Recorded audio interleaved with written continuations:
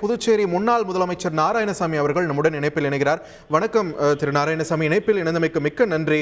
ஒரு மாநிலத்துடைய முதலமைச்சர் பதவியில் இருக்கும் போதே கைது செய்யப்பட்டு அழைத்து கொண்டு செல்லக்கூடிய காட்சிகளை நாடு இப்போ பார்த்துக்கிட்டு இருக்கு. திரு நாராயணசாமி, முதலமைச்சர் இந்த விவகாரத்தை பொறுத்த வரைக்கும் சரியா தான் கையாளப்படுறாரா? உங்களுடைய பார்வை என்ன? அதாவது குறிப்பாக அரவிந்த் கெஜ்ரிவால் அவர்களுக்கு அமலாக்க பிரிவு துறையானது குறிப்பா கலால்துறை ஊழல் சம்பந்தமாக விசாரணை நடந்த சமயத்தில் அவர் மீது சம்மன் அனுப்பப்பட்டு அவர் ஆஜராகாமல் இன்று டெல்லி உயர்நீதிமன்றத்தில் அவருக்கு குறிப்பாக அவர் கைது செய்யப்படக்கூடாது என்ற உத்தரவை உயர்நீதிமன்றம் நிராகரித்த பிறகு அமலாக்க பிரிவுத்துறை அவருக்கு வீட்டுக்கு சென்று விசாரணைக்கு பிறகு அவரை கைது செய்திருக்கிறார். குறிப்பாக இந்த வழக்கு தொடர்ந்து 2 ஆண்டுகளாக நடந்து வருகிறது. நாட்டில் பாராளுமன்ற தேர்தல் கமிஷன் அறிவித்து இன்று முதல் கட்ட வாக்குப்பதிவுக்கான வேட்பாளர் மனு தாக்கல் செய்கின்ற 2வது நாளாக இருக்கின்ற இந்த வேளையில அந்த ஆம் ஆத்மி கட்சியானது தேர்தல் களத்தில் இருக்கின்ற அந்த நேரத்தில் அந்த முதலமைச்சர் தேர்தலில் சென்று பிரச்சாரம் செய்யக்கூடாது என்ற உள்நோக்கத்தோடு பிரதமர் மோடி அரசு திட்டமிட்டு அமலாக்க பிரிவு துறையை பயன்படுத்தி திடீரென்று இன்று அவரை கைது செய்திருக்கிறார். நீதிமன்றத்தினுடைய பிரச்சனை தனியாக இருக்கட்டும், ஆனால் எல்லா அரசியல் கட்சிகளுக்கும் தேர்தலில் பிரச்சாரம் செய்வதற்கு அந்த தலைவர்களுக்கு உரிமை உண்டு.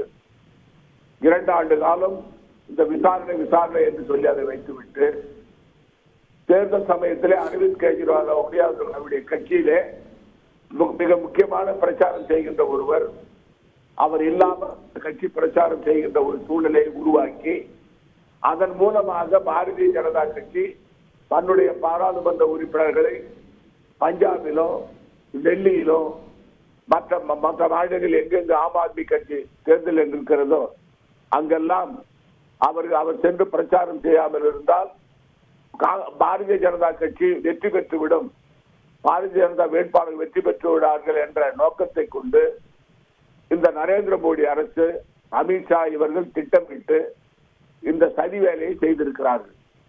நாம் தொடர்ந்து பார்க்கிறோம். இந்த அமலாக்க பிரிவுத்துறையோ வருமான வரித்துறையோ சிபிஐ இவைகள் எல்லாம் எதிர்கட்சி ஆளும் மாநிலங்களில் உள்ள ஆட்சியாளர்களுக்கு எதிர்ப்பாகவோ எதிர்கட்சி தலைவர்களுக்கு எதிர்ப்பாகவோ அவர்கள் மீது பொய் வழக்குகளை போட்டு விசாரணை என்ற போர்வையிலே அவர்களை கைது செய்து அந்த கட்சியை களங்கப்படுத்துவோம், அந்த தலைவர்களை களங்கப்படுத்தும் வேலையை தொடர்ந்து மோடி அரசாங்கம் செய்து வருகிறது.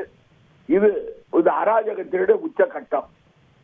இந்த நாட்டில் ஜனநாயகமே இல்லை என்ற ஒரு கேள்வி இப்பொழுது மக்கள் மத்தியிலே வந்திருக்கிறது. சர்வாதிகார ஆட்சியை நரேந்திர மோடி அவர்கள் நடத்தி வருகிறார். கட்சியுடைய அரசியல் கட்சிகள் தங்களுடன் தேர்தல் சமயத்தில் கூட்டணி வரவில்லை என்றால் அவர்களை மிரட்டி இந்த வருமான வரித்துறையை வைத்து அல்லது அமலாக்க பிரிவுத்துறையை வைத்து அவர்களை மிரட்டி கூட்டணி சேர்க்கிறார். இப்படி அதிகார துஷ்பிரயோகம். அது மட்டுமல்லாமல் பழிவாங்கும் நோக்கத்தோடு பாரதிய ஜனதா கட்சி, நரேந்திர மோடி, அமித்ஷா அவர்கள் செயல்பட்டு வருவது இந்த நாட்டு மக்களுக்கு இப்ப தெளிவாக அரவிந்த் கெஜ்ரிவால் அவருடைய டெல்லி முதலமைச்சருடைய கைது செய்திலிருந்து தெளிவாக தெரிகிறது. இதற்கு முன்பு பிஆர்எஸ் கட்சியினுடைய முக்கிய பொறுப்பில் இருக்கின்ற கவிதா அம்மையார் அவர்கள் கைது செய்யப்பட்டிருக்கார். அவர் எந்த கட்சியை சேர்ந்தவராக இருக்கலாம். ஆனால் தேர்தல் சமயத்தில் எதிர்கட்சிகளை முடக்குகின்ற வேலையிலே, அதாவது காங்கிரஸ் கட்சியினுடைய பணத்தை கூட அவர்கள் வங்கியில உள்ள பணத்தை கூட எடுக்க முடியாமல் வருமான வரித்துறையை வைத்து அதை முடக்கி வைத்திருக்கிறார்கள்.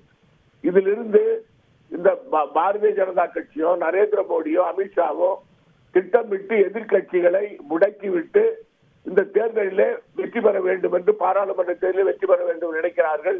அது அவருடைய பகல் கனவு பலிக்காது. இந்திய நாட்டு மக்கள் ஜனநாயகத்தை நம்பிக்கை உள்ளவர்கள்.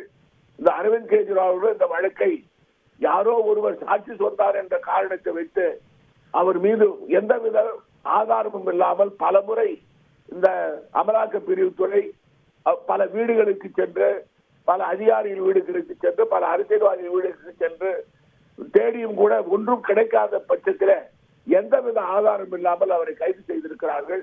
இது வன்மையாக கண்டிக்கத்தக்கது. கண்டிப்பாக நீதிமன்றம் அவர்களுக்கு நீதி வழங்கும் என்ற நம்பிக்கை எனக்கு இருக்கிறது. இந்த நாட்டு மக்கள் நரேந்திர மோடியும் அமித்ஷாவையும் இந்த பாரதிய ஜனதாவையும் தூக்கி எறிவார்கள். நன்றி திரு நாராயணசாமி. இணைப்பில் வந்து உங்களுடைய கருத்துக்களை பகிர்ந்தமைக்கு. கைது செய்யப்பட்டிருக்கிறார் டெல்லி முதலமைச்சர் அரவிந்த் கெஜ்ரிவால். இது ஊழலுக்கு எதிரான நடவடிக்கையா இல்ல தேர்தல் நேரத்தில் எதிர்க்கட்சிகளை முடக்கும் நடவடிக்கையா என்று தொடர்ந்து கூட்டணி கட்சி தலைவர்கள், இந்தியா கூட்டணி கட்சி தலைவர்கள் கேள்விகளை எழுப்பி கண்டனங்களை பதிவு செய்து வருகிறார்கள். இது தொடர்பான முக்கிய செய்தியை நாம் பார்த்து வருகிறோம். செய்திகளை உடனுக்குடன் தெரிந்து கொள்ள உடனே சப்ஸ்கிரைப் பண்ணுங்க.